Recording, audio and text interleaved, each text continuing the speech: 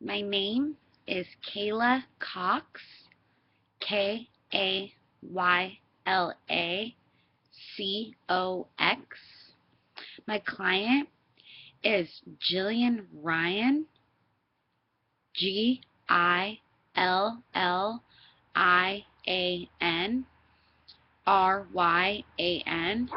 and she is 22 years old. Her differential diagnosis is bulimia nervosa that was ruled out because she is significantly underweight. Anorexia nervosa, binge eating, purging type, was ruled in. The primary diagnostic features are refusal to maintain healthy body weight, intense fear of being overweight, which results in a rigid restriction in dietary intake, and distorted body image, in which body image is confused with self-image. Now for my client's story. She has loved ballet her whole life. She began taking ballet classes at the age of 5 and was immediately recognized for her talent. She began dancing for a local ballet company and earned a scholarship to Juilliard.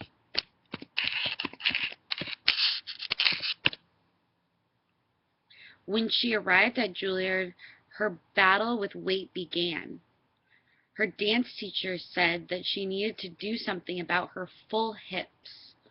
Her fellow students encouraged her to lose weight by fasting, cutting her calorie intake, exercising excessively, purging, and taking laxative and diuretics. When she lost weight, she received a lot of praise from her teachers and other students. Instead of maintaining her weight there, she believed that she needed to lose more fat, so she restricted herself to 750 calories per day and only ate what she considered to be safe foods like rice cakes, deli sliced turkey, celery, carrots, non-fat cottage cheese, and diet soda. She dropped to 92 pounds, which is underweight for someone 5 feet 7 inches tall. She also lost her stamina and became winded easily. Her teachers told her to put some of the weight back on, so she did. She put the weight back on. She didn't want to lose her scholarship, but she was miserable and saw herself as obese when she looked in the mirror. She kept her weight as low as possible for the 4 years she was at Juilliard. After graduating from Juilliard, she was hired to dance with a national ballet company. She began losing more weight and had some serious health problems. She no longer had her monthly period and has fainted several times during rehearsal. She has begun having heart palpitations, and her lack of energy is making it hard for her to keep up with fellow dancers. Her new boss has noticed and has threatened to fire her. She knows that she will lose out on the ability to dance if she doesn't get over her fear about putting on weight. Now for the multi-axial diagnosis. Axis 1 is anorexia nervosa, binge eating, purging type. Axis 2 is none. Axis 3 is cessation of menses. Axis 4 is job in jeopardy, and excess 5 is a GAF score of 48.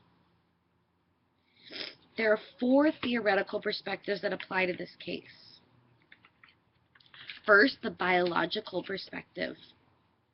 The client's symptoms may be due to a genetic predisposition for this disorder. She may have a deficit of dopamine. When individuals binge and purge, dopamine is secreted, which activates the brain reward pathway, resulting in a pleasurable response.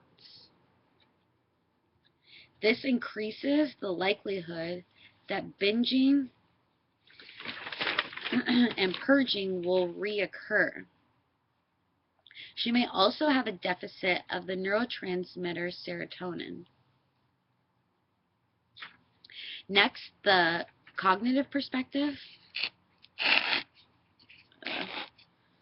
The client's symptoms may be due to distorted perceptions regarding body weight and shape.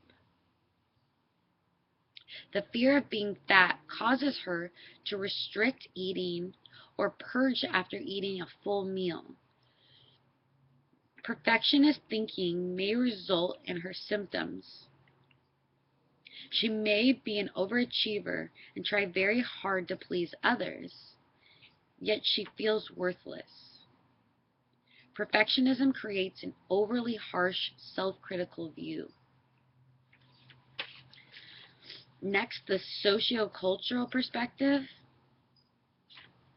The subculture in the dance community places a strong emphasis on thinness as an ideal. This places undue pressure on dancers to be thin. This standard was conveyed through comments made by teachers and her peers. Finally, the behavioral perspective. The client's symptoms may be due to the faulty learning experience of operant conditioning. She was positively reinforced through teacher praise when she lost weight. She was negatively reinforced to purge and restrict her diet because it allowed her to avoid the fear and pressure she would experience by gaining weight. That's the end.